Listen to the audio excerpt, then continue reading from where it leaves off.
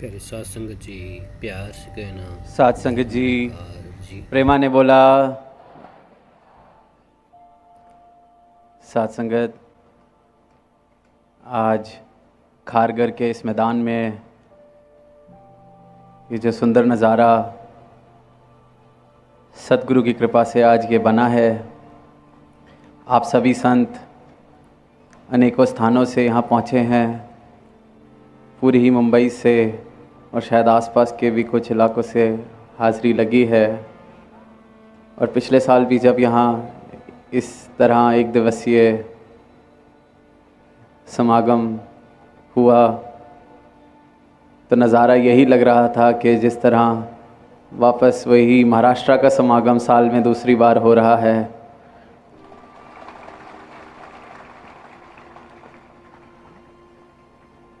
और आज भी जिस प्रेम से, जिस श्रद्धा के भाव से आप सभी पहुँचे। परसों भी बदलापुर में समागम हुआ, तो इन 2 दिन के दौरान दास को भी अनेकों भवनों पर जाने का मौका मिला। वहाँ भी संतों के दर्शन हुए, भक्ति प्रेम की एक लहर जिस तरह से हमेशा ज़िक्र होता है इस धरती का। पुरातन समय से ही कितने संत इस धरा पर हुए, और फिर मिशन का भी इतिहास कि किस तरह से सदगुरु की भी विशेष यहाँ एक नज़र, और फिर कितने संत आज भी हमने ज़िक्र सुना जिन्होंने अपना जीवन लगाया।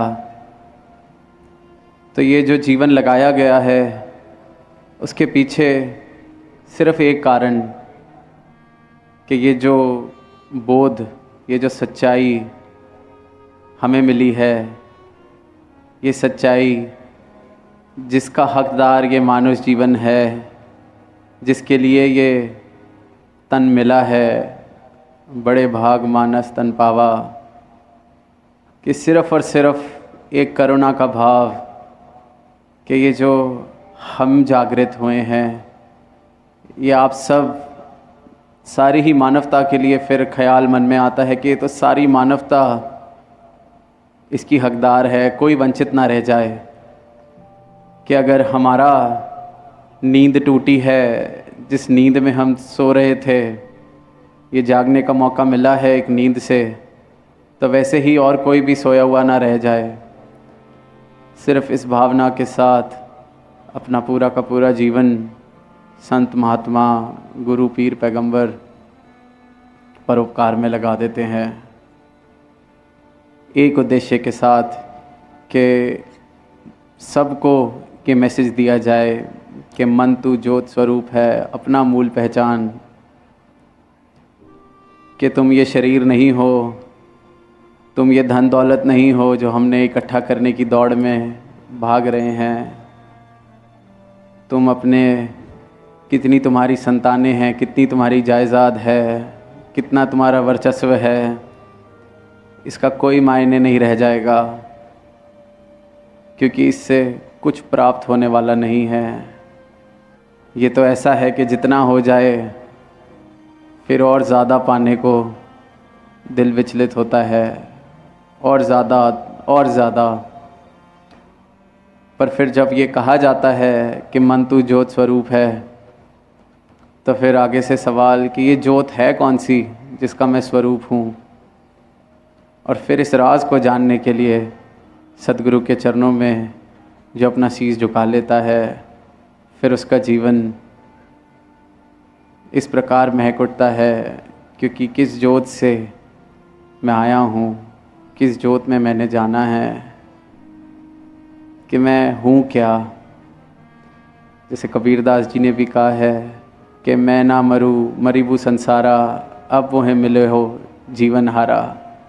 कि मुझे समझ आ गई है कि जो मैं हूँ वो तो ये अविनाशी अमर ज्योत है, और इसने कहीं नहीं जाना। हमेशा से ये जो रहने वाली सत्ता है, मैं भी यही हूँ। और ये परोपकार सतगुरु का हमारे जीवन पर होता है।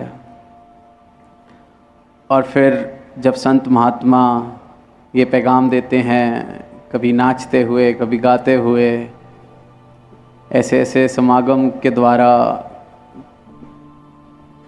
तो लोगों को जिन्हें ये जब कान में बात पड़ती है कि ये परमात्मा कण कण में बसता है, कण कण में बसता है, फिर भी इंसान इस तरफ जाग नहीं पाता।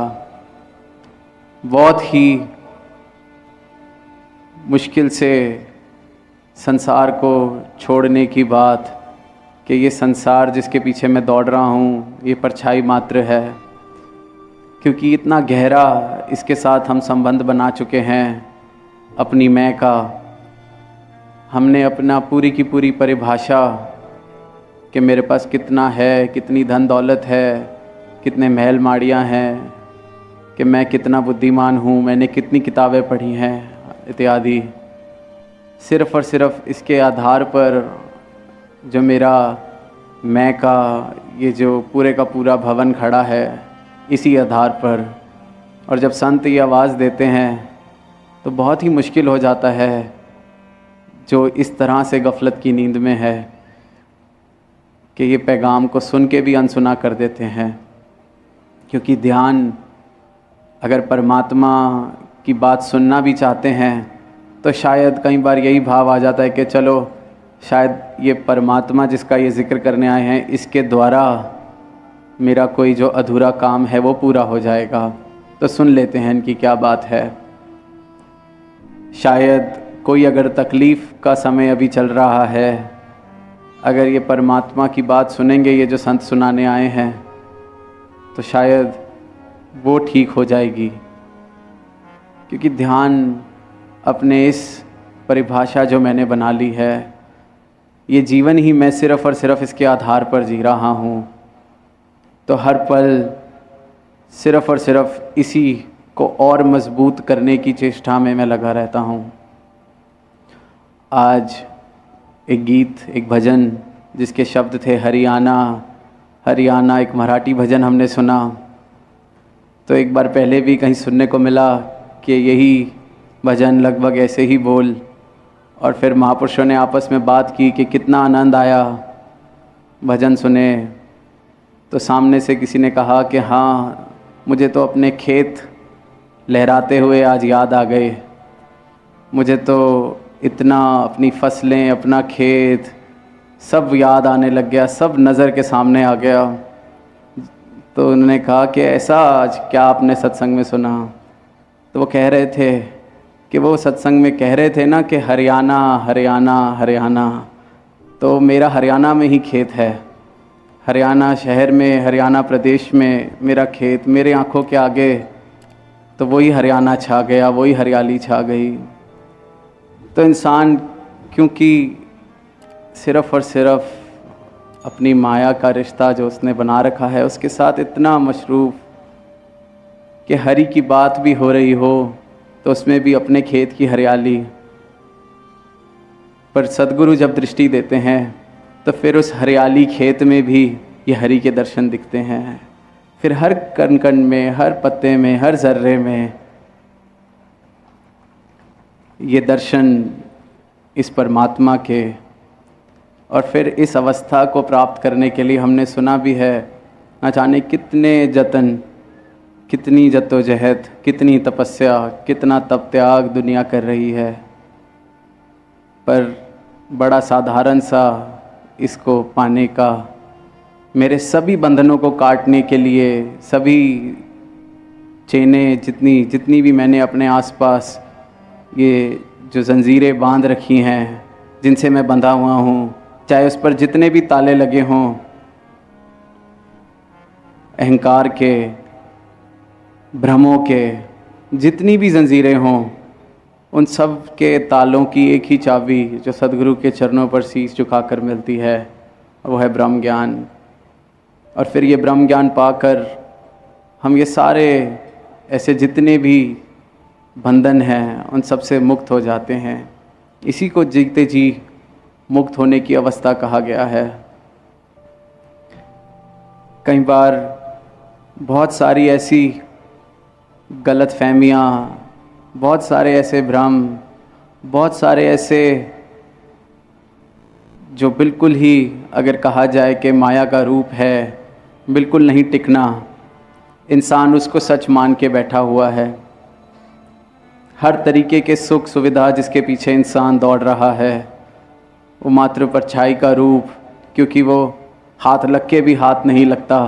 और इसलिए फिर दुख का कारण अक्सर बात करते हैं कि किसी चीज़ की कमी नहीं है पर फिर भी घर में प्रेम नहीं, किसी चीज़ की कमी नहीं, सब कुछ दिया है परमात्मा ने, पर फिर भी मन में शांति नहीं, एक तनाव सा बना रहता है। अक्सर इंसान इस तरह की बात, इस तरह की दशा में दिखाई देता है क्योंकि सच से नाता नहीं जुड़ा हुआ। मुझे अपना मूल की पहचान ही नहीं कि मैं क्या हूँ। मुंबई में आए हैं तो एक अभिनय से भी, एक्टिंग से रिलेटेड हाल ही में किसी एक्टर के बारे में पढ़ने को मिला कि विदेश के किसी देश में एक कलाकार हुए, वो थिएटर करते थे, स्टेज पर एक्टिंग करते थे, तो उनको अपने देश के एक महान क्रांतिकारी का अभिनय करने को मिला। और वो उसके लिए जब सेलेक्ट हुए तो वो शो लगभग 2-2.5 साल पूरे देश में उनको करना था। तो उन्होंने इस प्रकार उस किरदार को स्टडी किया, उसका अध्ययन किया कि बहुत बारीकी से छोटी छोटी जो चीज़ें उस क्रांतिकारी के जीवन की थीं, जिस तरह से वो बोलते थे, जिस तरह से वो चलते थे, जिस तरह का वो खाना खाते थे, बड़े अच्छे से, जिसको मेथड एक्टिंग कहा जाता है, उस प्रकार उन्होंने अपने किरदार की तैयारी की।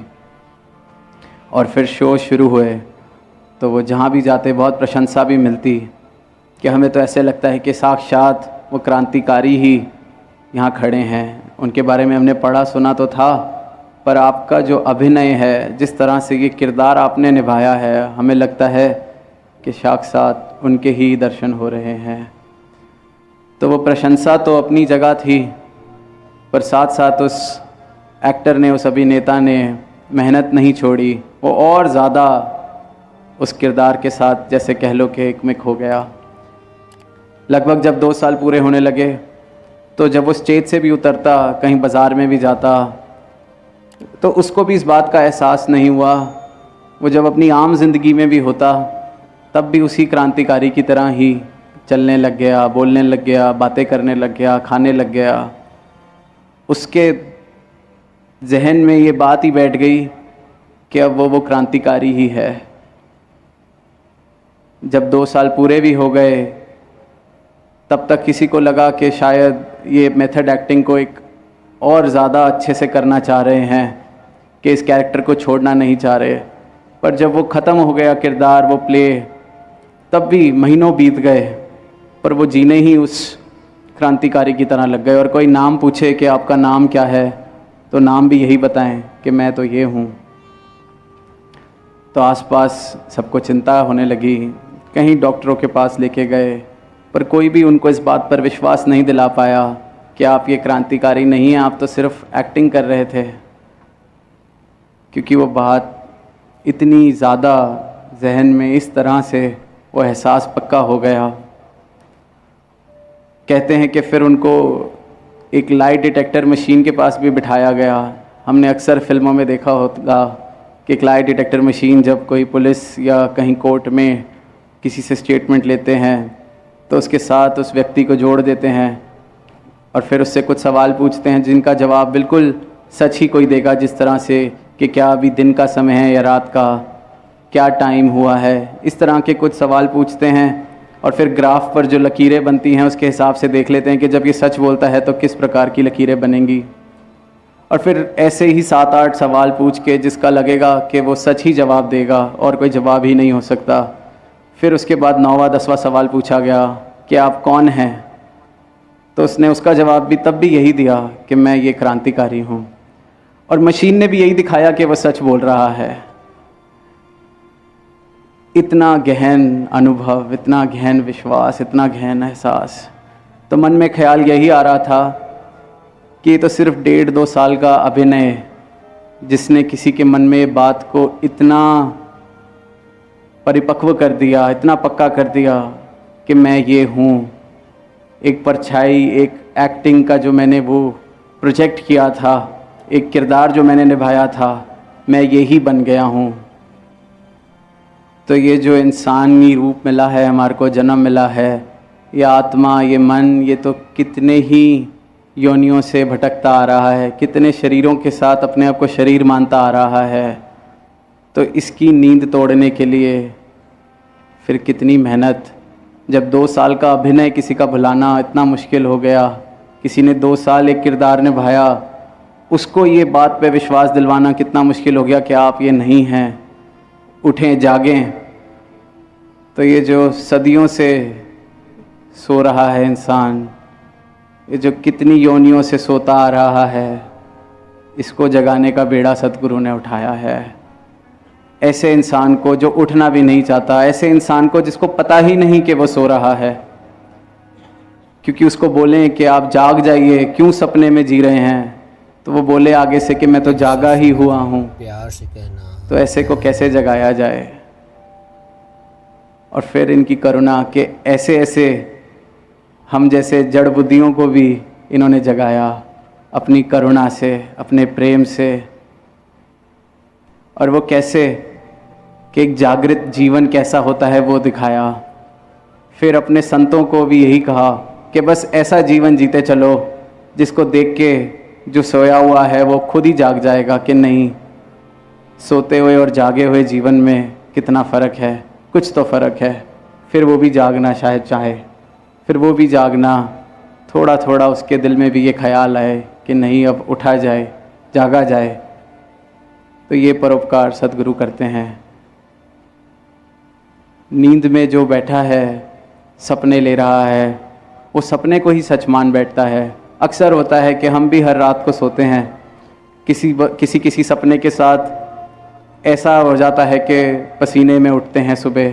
अगर कोई ऐसा सपना आ रहा हो कि किसी से भाग रहे हैं या कल कोई एग्ज़ाम देना था, कितनी बार उसको सच मान के कहीं कहीं के सुनने को मिलता है कि उठे तो बड़ी प्यास लग रही थी, बड़ी घबराहट हो रही थी।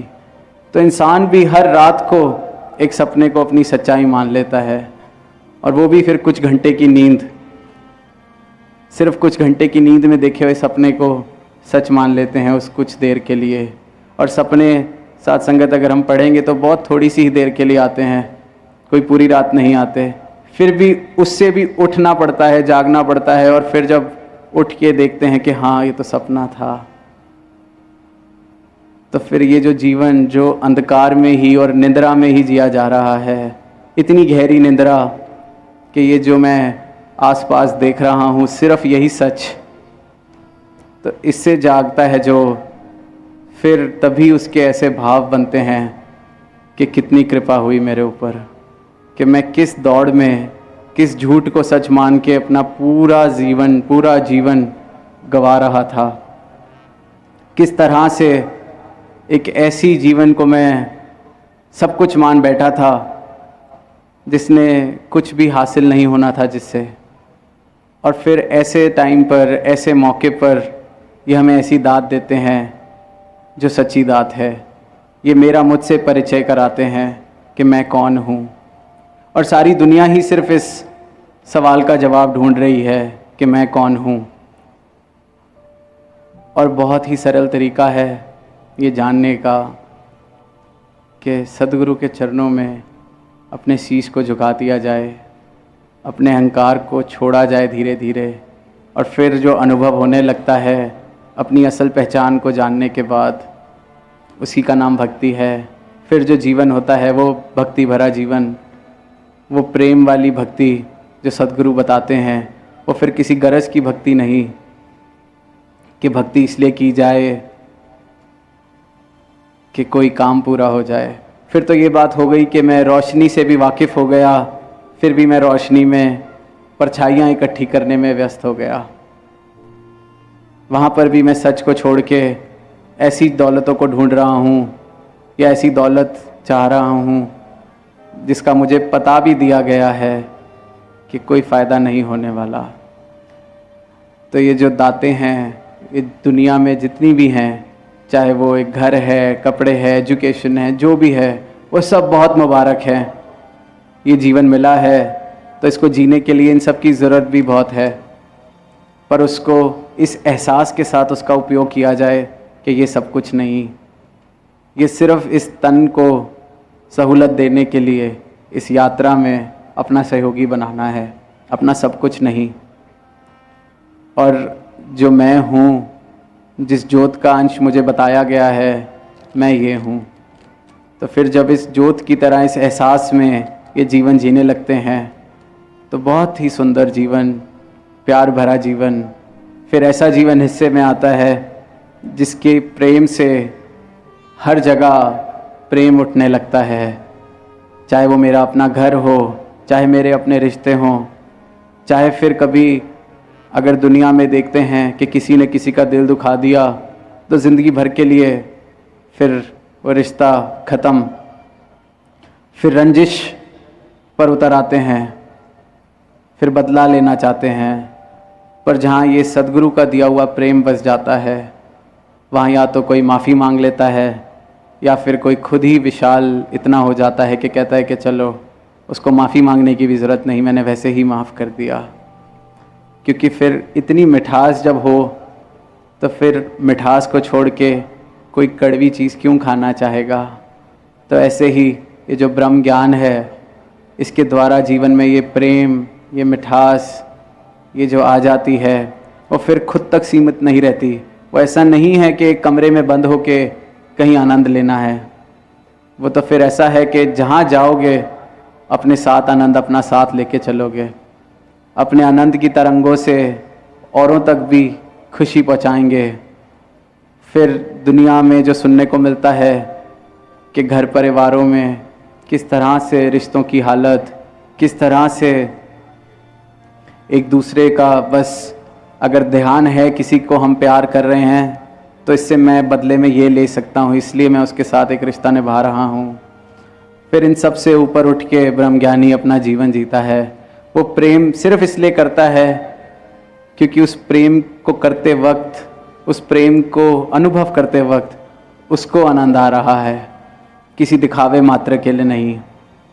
तो परमात्मा से, दातार से यही अरदास, सदगुरु माता जी से भी यही अरदास कि ऐसा जीवन सबके हिस्से आए, ऐसा प्रेम भरा जीवन, ऐसा प्रेमा भक्ति से भरा हुआ जीवन, ऐसा जीवन जहाँ जब सदगुरु का कोई उपदेश आए, कोई इशारा आए, तो मेरे मन की इतनी जुर्रत ना हो कि उस पर उंगली उठाए, मेरे मन की ऐसी अवस्था ना हो कि सोचने लग जाए कि क्या ये ठीक है कि गलत है। ऐसा जीवन, ऐसी अवस्था सबके हिस्से में आती जाए, सबका जीवन और निखरता जाए, सबकी भक्ति और निखरती जाए, सब बहुत ही सुंदर तरीके से इस भक्ति की राह पर इस जीवन को भी जिएं। जो जीने की कला इस जीवन को हमें सद्गुरु से मिली है, इसी कला को निभाते हुए, इसी कला का उपयोग करते हुए इस जीवन को भी जिया जाए और साथ साथ समाज में भी परोपकार करते चले जाएं। साथ संगत जी प्यार से कहना, दान रखें।